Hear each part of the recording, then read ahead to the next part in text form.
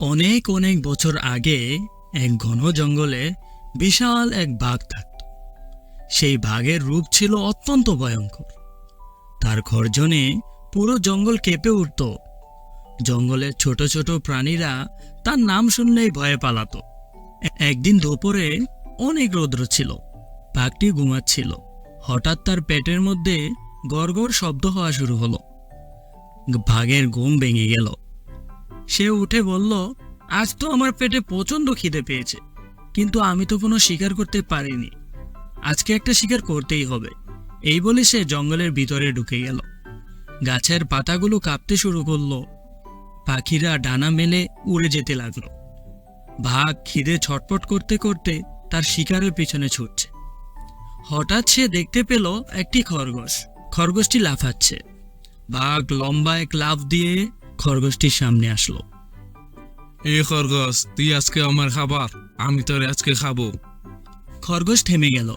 সে তার ছোট ছোট চোখে ভয় অনুভব করলো, কিন্তু সে ছিল বুদ্ধিমান। সে জানে ভয় পেলে চলবে না, এখন ঠান্ডা মাথায় কাজ করতে হবে। খরগোশ বলল,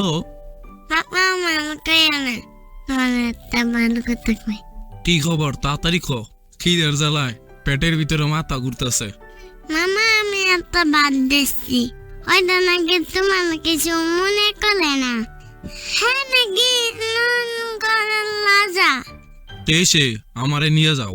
হ্যাঁ মামা, লয়ে যাইতাছি। বাঘ তার পিছনে পিছনে চলতে লাগলো। খরগোশটি তার ছোট ছোট পায়ে এগিয়ে যাচ্ছে। কোথায় নিয়ে যাচ্ছে বাঘ কিন্তু জানে না। মামা, ওইটা দেখো সামনে। বাঘটি আস্তে আস্তে সামনের দিকে এগিয়ে গেল। সামনে একটি পুকুর ছিল, কিন্তু বাঘ জানতো না পানিতে নিজের ছবি দেখা যায়।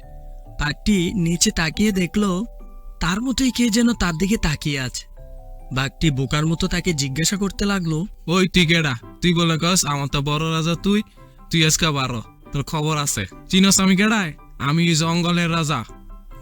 বাঘের শব্দে পানিটা নড়ে উঠল এবং যে প্রতিচ্ছবি ছিল তা মিশে গেল। বাঘ ভেবেছে মনে হয় সে পালিয়ে গিয়েছে, তাই বোকার মতো পানিতে লাফ দিল এবং সে পানিতে হাবুডুবু খেতে লাগলো। ওই বাঁচাও বাঁচাও, ডুবে গেলাম ডুবে গেলাম।